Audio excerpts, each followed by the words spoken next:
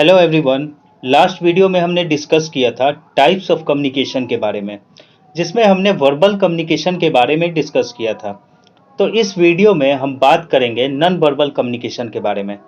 तो सबसे पहले नॉन वर्बल कम्युनिकेशन क्या होता है, इसके बारे में हम बात करते हैं।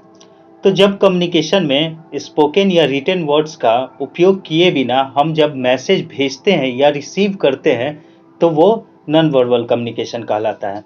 जैसे कि हमारा चेहरे का एक्सप्रेशन हो गया, हमारी आवाज़ हो गई, हमारा जो हाव भाव हो गया, हमारा पोस्चर हो गया, ये सारे नॉन वर्बल कम्युनिकेशन में आएंगे।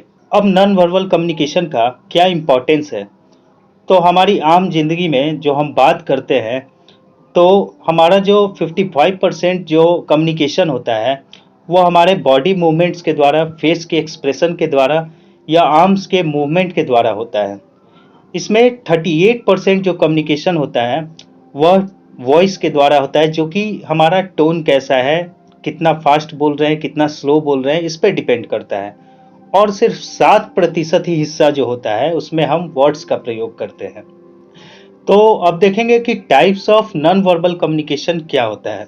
तो इसमें सबसे पहला आता है फेशियल एक्सप्रेशन।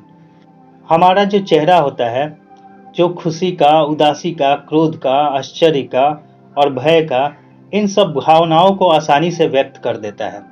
तो ये सारी चीज़ें जो है वो फेशियल एक्सप्रेशन में आती है। उसके बाद बात आता है पोस्चर का। तो लोगों को बैठने का, चलने का जो तरीका होता है वही पोस्चर कहलाता है। किस तरीके से हम बैठे हैं, खड़े हैं, हमारा पोजीशन क्या है, वो पोस्चर कहलाएगा। उसके बाद आता है बॉडी लैंग्वेज या फिर गेस्चर। तो बहुत कम लोगों को इसके बारे में पता होता है कि जब आप दूसरों से बातचीत करते हैं तो आप लगातार वर्डलेस सिग्नल देते हैं, मतलब कि बिना शब्दों के कुछ ना कुछ मैसेज दूसरे को भेजते हैं या फिर उनसे रिसीव करते हैं। जैसे कि आपके द्वारा जो इशारा किया गया, आपके द्वारा जो आई कांटेक्ट या फिर आपकी जो मुद्रा है या फिर आपकी जो आवाज़ है, वह दूसरों को बहुत ही स्ट्रॉन्ग मैसेज देते हैं। जैसे कि जब आप बोलना बंद भी करते हैं तो इस तरह के मैसेज बंद नहीं होते हैं। जब आप चुप भी होते हो तब भी नॉन वर्बल कम्युनिकेशन होता रहता है।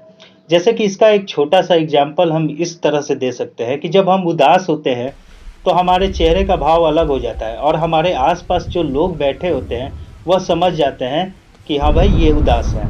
उसी तरह से जब हमें डर लगता है तो उस केस में क्या होता है, हमारी आंखें फटकती रहती है, पलकें झपकती रहती है और इवन कभी कभी तो घबराहट में हमारा शरीर भी कांपने लगता है।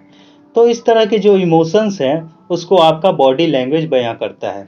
तो आपके मुंह से क्या निकलता है और आपकी बॉडी लैंग्वेज क्या कहती है, इन सब चीज़ों पे हमें ध्यान रखना होगा। क्योंकि अगर हमने कुछ और कहा और हमारी बॉडी लैंग्वेज कुछ और कहती है तो जो सुनने वाला होता है वो कंफ्यूज हो सकता है।